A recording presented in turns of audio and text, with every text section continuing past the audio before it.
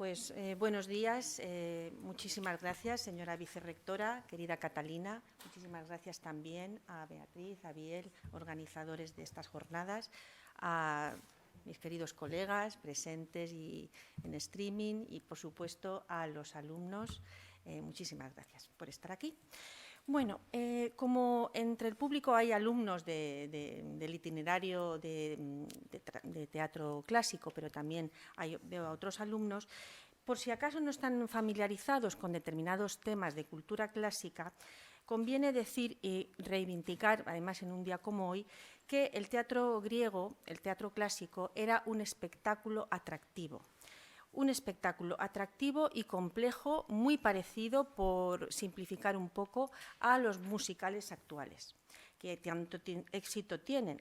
Y además de ese valor artístico, literario, el teatro en Atenas, voy a hablar en Atenas, pero también por simplificar también y sintetizar, pero además tenía el teatro una dimensión cívica y ritual importantísima. Theatron, la palabra, deriva nada más que, claramente se ve, del verbo theaomai, que significa observar, mirar. O sea, es un lugar desde el que se ve, un lugar para ir a mirar. Esta palabra ya es muy elocuente, creo yo, de manera que estamos ante un espectáculo sensorial, donde el texto es un componente, pero también había música y danza. Hoy me voy a centrar solamente en una de estas facetas, en el texto. Y lo primero, también muchos de los presentes lo sabrán, pero habrá gente que no, el teatro griego, bueno, como hasta hace 2 días todo nuestro teatro de la tradición occidental, es poesía. Poesía de altísimo nivel en cualquiera de sus 3 modalidades mejor representadas también, la tragedia, la comedia y el drama satírico, aunque, también insisto, dependiendo de la época y dependiendo del lugar, de la polis o de la colonia en la que nos encontremos, otros territorios, hay también otras formas muy interesantes de manifestaciones teatrales muy interesantes. El lenguaje poético de la tragedia, ya entrando en este tema concretamente, tiene su propio registro, que no es el cotidiano, pero que no tiene nada que ver con la frialdad. Es un vehículo de expresión solemne y natural, intelectual y emotivo, es la lengua que habla de la condición humana y de todo lo que tiene en ella, de todo lo que hay de intemporal. La calidad literaria de la comedia no es inferior. Me atrevería incluso a decir que la poesía de la comedia podría ser incluso más rica y compleja que la de los autores trágicos. Hay expertos, investigadores en teatro, expertos en teoría de la literatura, en crítica literaria, que afirman que la parodia que hace el cómico Aristófanes del dramaturgo Eurípides en una comedia titulada Ranas son los versos más hermosos que se han compuesto en toda la literatura griega. Yo misma, que he traducido tragedia y me siento, bueno, lo puedo decir humildemente satisfecha dentro de lo que, bueno, que hace cada uno, ¿no? de estas versiones y de estos trabajos de traducción, jamás me he atrevido a traducir comedia. Creo que el humor, bueno, yo me siento incapaz, hoy por hoy, de traducir el humor. Así que todo el teatro griego es poesía, está escrita en verso, pero también hay otra cuestión que quiero decir, es que estos versos pueden darse en 3 modalidades de dicción. Por un lado, el recitado, todos conocemos por la palabra, el recitado, también cantando, había partes cantadas en la comedia, en la tragedia y en la comedia, vamos, en el teatro griego, y también lo que Agustín García Calvo habla de recitativo. Es a media camino entre el recitado y el canto, y a mí me gusta equiparar al rap. Así que, bueno, explicado brevísimamente este marco teórico, lo que voy a hacer es compartir algunas reflexiones que son fruto de mi experiencia como traductora para compañías que han estado especializadas en drama clásico y de lo que he podido aprender también del contacto con gente del mundo del teatro, especialmente actores, directores, en aquellas jornadas y aquella época en la que también con Juan estuvimos aquí muy ocupados, muy enfrascados y le dedicamos muchas energías a esto, aunque todavía lo hacemos, a esto del teatro, aunque todavía estamos, ese compromiso sigue ahí. Mi punto de partida es, en esto de la traducción, es el texto griego del que hablaba también el profesor Nicolás, que editor, un filólogo expertísimo, me ha dejado perfectamente preparado, editado, una edición crítica y que está en las bibliotecas, bueno, a veces los hay ya online. A partir de ese original griego, mi propósito como traductora es conciliar de la manera más equilibrada posible que yo pueda o que yo entienda 3 compromisos que son fundamentales para mí, y hablo en primera persona. En primer lugar, el respeto a la palabra del autor. Y eso siempre me ha arrastrado, me ha tirado con la misma fuerza que lo ha hecho mi deber de expresarme correctamente en mi propia lengua, que en este caso es el castellano.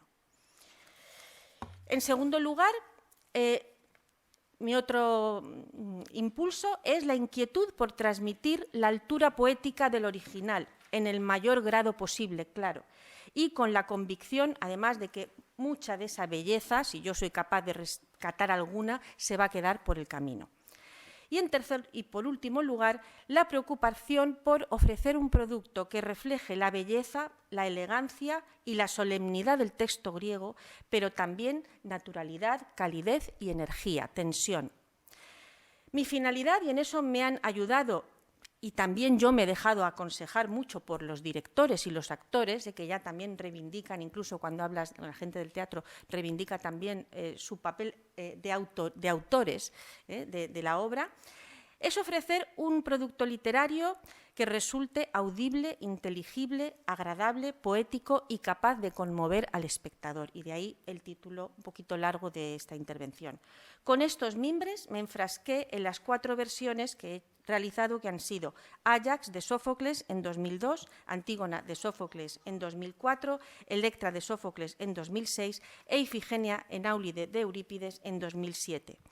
Todas ellas han nacido con ese propósito de ser encarnadas y dichas por actores que se mueven, gesticulan y respiran sobre un escenario ante los ojos de un espectador.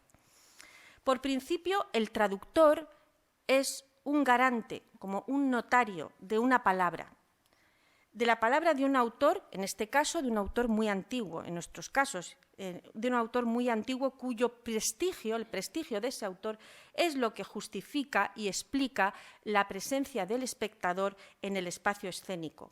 Pero es el verdadero protagonista, no el traductor moderno, por supuesto, sino ese autor antiguo que ha traído al público hasta el teatro. Siendo verdad que muchas veces hay traductores, como hemos estado comentando, y también autores de versiones que tienen gran celebridad, gran prestigio. Yo pienso en Agustín García Calvo o Ramón Irigoyen, por ejemplo. Esto no implica necesariamente que se deba ofrecer una traducción literal, sin más, exquisitamente filológica y pegada al original, arqueológica, como lo son esos teatros también magníficos, donde a veces se representa teatro clásico, por supuesto. No es lo mismo que una traducción preparada para ser leída en un libro impreso, en papel, anotada, etc. En mi caso, he tenido la suerte de trabajar de cerca con directores a los que les he podido consultar mis dudas e inseguridades. Y afortunadamente también todos ellos han sido profesionales de mentalidad abierta, pero también con una sólida formación literaria, como decían ellos, si es que todo está en el texto, con una sólida formación literaria, de manera que han comprendido el rigor profesional al que yo me debía y que me obligaba a volverme invisible en el texto. Por otro lado, constatar por mi parte esa actitud comprensiva y esa preparación por parte de estos directores ha hecho posible que yo me diera más permiso a la hora de tomar decisiones arriesgadas. Gracias a esa confianza he sido capaz de, en la medida de mis posibilidades, como digo, crear un producto artístico y actualizado, aunque yo en principio no me sienta de entrada ni artista en general ni poetisa en particular. Ahora retomo la cuestión de las diferentes modalidades de dicción a las que me he referido antes, porque voy a poner algunos ejemplos de uno de los montajes, el último, al que yo le tengo especial cariño, porque parte del elenco artístico, por lo menos, nos dejamos ahí mucho y se nos fueron también en ese momento personas muy queridas. Así que un poquito en homenaje a ellas. un poco no bastante, son estas palabras. Bueno, lo que quiero decir es que teniendo en cuenta esa división que he hecho al principio, en estas versiones, en el modo de dicción que he empleado para las partes recitadas por los actores y también para las partes en recitativo de la mano del coro, ha sido una prosa lo más poética posible. Y en las partes cantadas, en boca del coro, lo que hacía era introducir el verso libre.